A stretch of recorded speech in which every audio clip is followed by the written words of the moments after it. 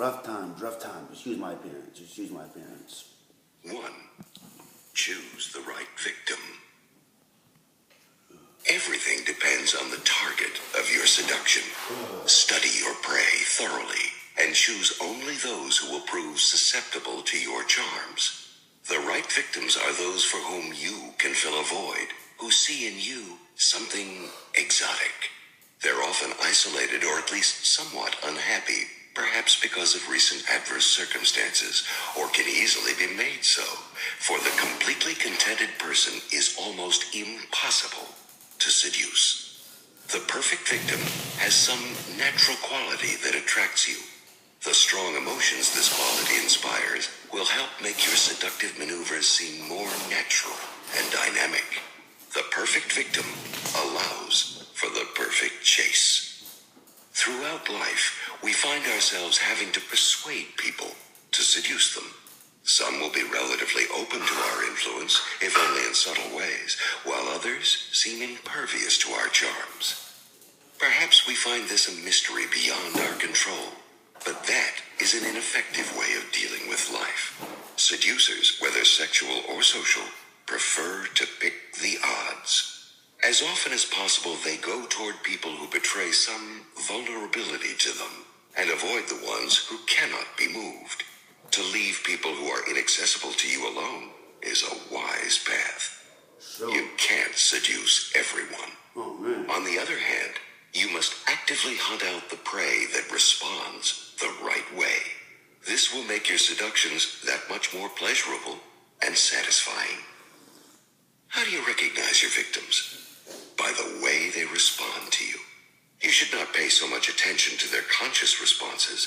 A person who is obviously trying to please or charm you is probably playing to your vanity and wants something from you. Instead, pay greater attention to those responses outside conscious control. A blush, an involuntary mirroring of some gesture of yours, an unusual shyness, even perhaps a flash of anger or resentment. All of these show that you are having an effect on a person who is open to your influence. You can also recognize the right targets by the effect they are having on you. Perhaps they make you uneasy. Perhaps they correspond to a deep-rooted childhood ideal, or represent some kind of personal taboo that excites you, or suggest the person you imagine you would be if you were the opposite sex. When a person has such a deep effect on you, it transforms all of your subsequent maneuvers. Your face and gestures become more animated. You have more energy. When victims resist you, as a good victim should, you in turn will be more creative, more motivated to overcome their resistance. The seduction will move forward like a good play.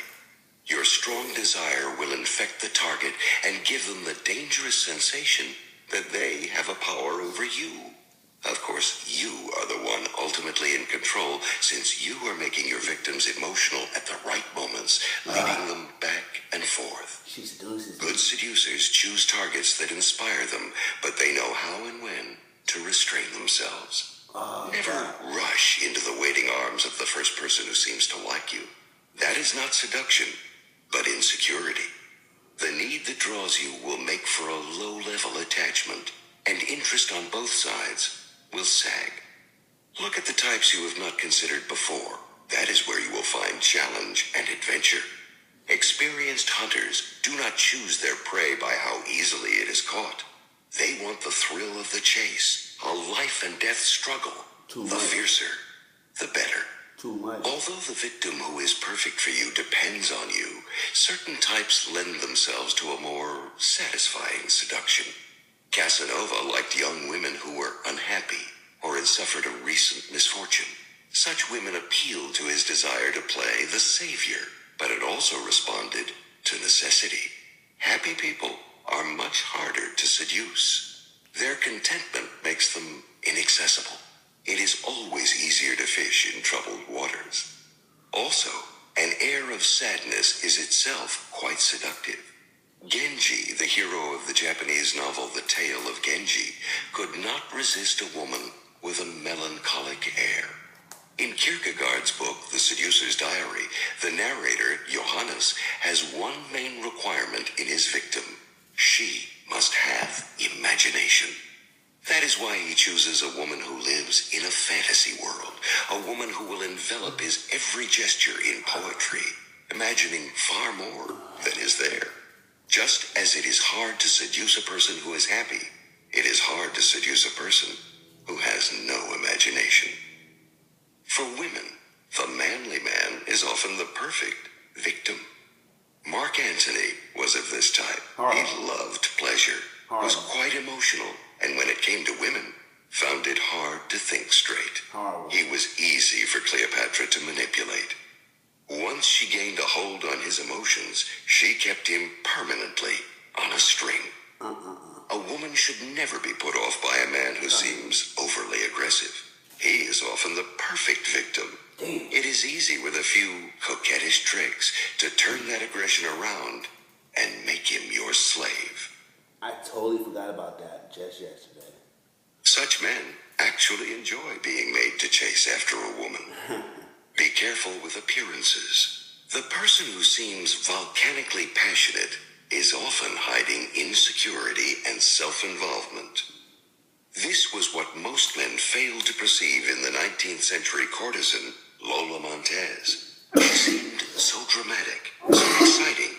In fact, she was a troubled, self-obsessed woman, but by the time men discovered this, it was too late. They had become involved with her and could not extricate themselves without months of drama and torture. People who are outwardly distant or shy are often better targets than extroverts. They are dying to be drawn out, and still waters run deep.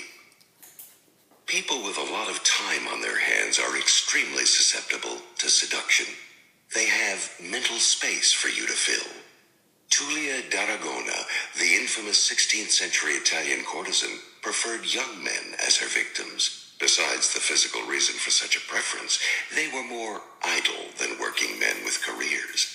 On the other hand, you should generally avoid people who are preoccupied with business or work. Seduction demands attention, and busy people have too little space in their minds for you to occupy.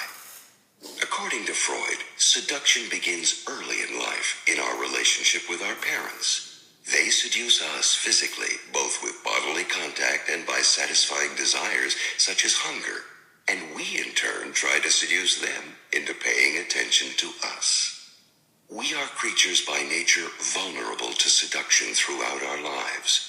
We all want to be seduced. We yearn to be drawn out of ourselves, out of our routines, and into the drama of Eros. And what draws us more than anything is the feeling that someone has something we don't, a quality we desire. Your perfect victims are often people who think you have something they don't, and who will be enchanted to have it provided for them. Such victims may have a temperament quite the opposite of yours, and this difference will create an exciting tension. Tension. Tension is key.